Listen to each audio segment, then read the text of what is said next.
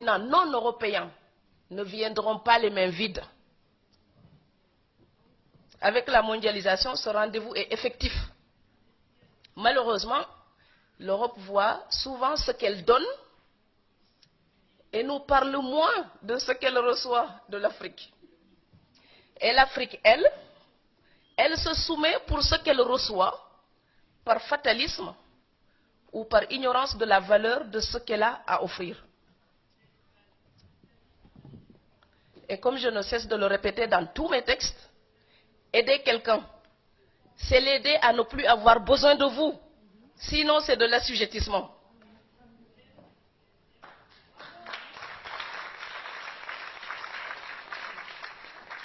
L'aide apaise la conscience des donateurs et soulage momentanément les bénéficiaires. Mais elle ne garantit l'autonomie à personne. L'Afrique ne peut pas tout attendre de l'Europe. Et moi, j'en ai assez quand je parle avec des Africains. Souvent, on me dit, l'Europe doit nous aider, l'Europe doit nous aider. C'est comme si j'étais dans la maison de mon père et je dis que le voisin doit me nourrir.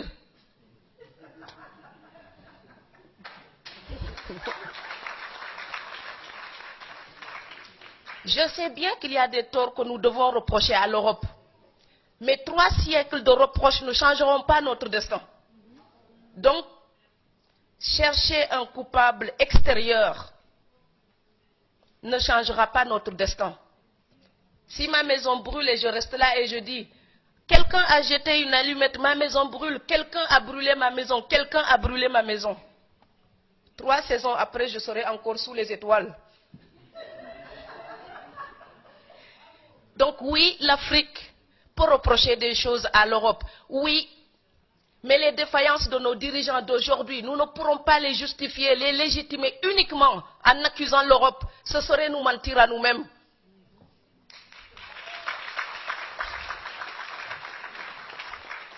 Nous sommes en Allemagne. Ce pays, après la guerre, était démoli, un tas de pierres. Aujourd'hui, on a des frères qui risquent leur vie pour y vivre. C'est parce que les Allemands ont travaillé pour ça. On ne peut pas seulement les accuser, on peut aussi prendre un exemple sur eux. Et je sais que quand on fait une autocritique à l'Afrique, les gens n'aiment pas. Mes frères m'applaudissent quand j'accuse l'Europe. Et puis quand je fais notre autocritique, je deviens la mauvaise. Mais je suis en même temps les deux. La fille qui peut regarder les fautes de l'Europe, mais la fille qui dit, si je veux que ma voisine européenne me respecte, si je veux parler avec elle d'égal à égal, je dois arrêter de demander la moitié de son salaire pour gagner le mien.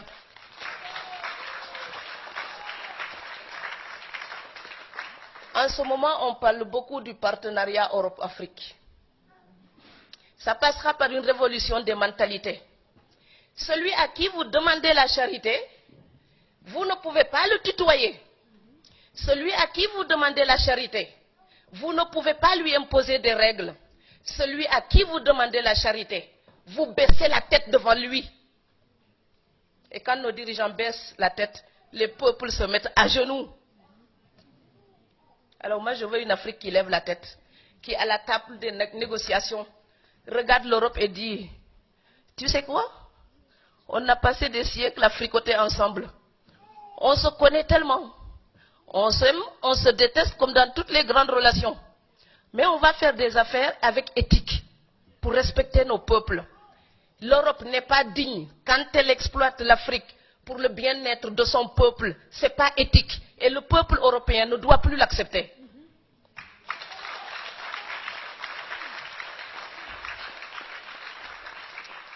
Et l'Afrique n'est pas digne quand elle se plaint tout le temps et que le peu de richesse qu'elle a, certains l'utilisent pour leur propre compte et laissent le peuple démuni.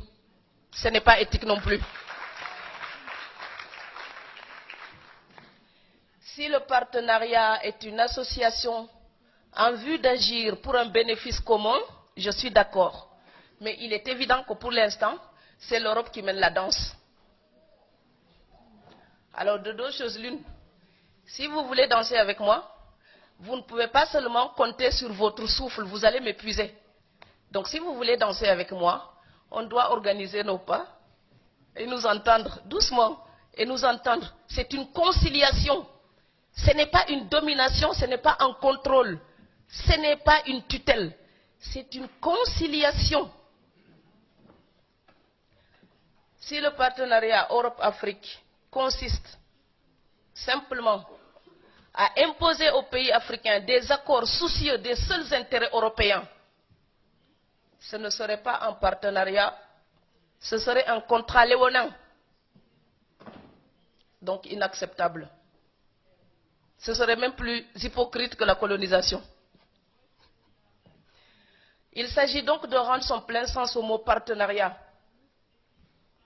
Si l'Europe veut aider l'Afrique vraiment, il faut sortir de la condescendance et de la supposée aide pour un vrai et juste, transparent partenariat.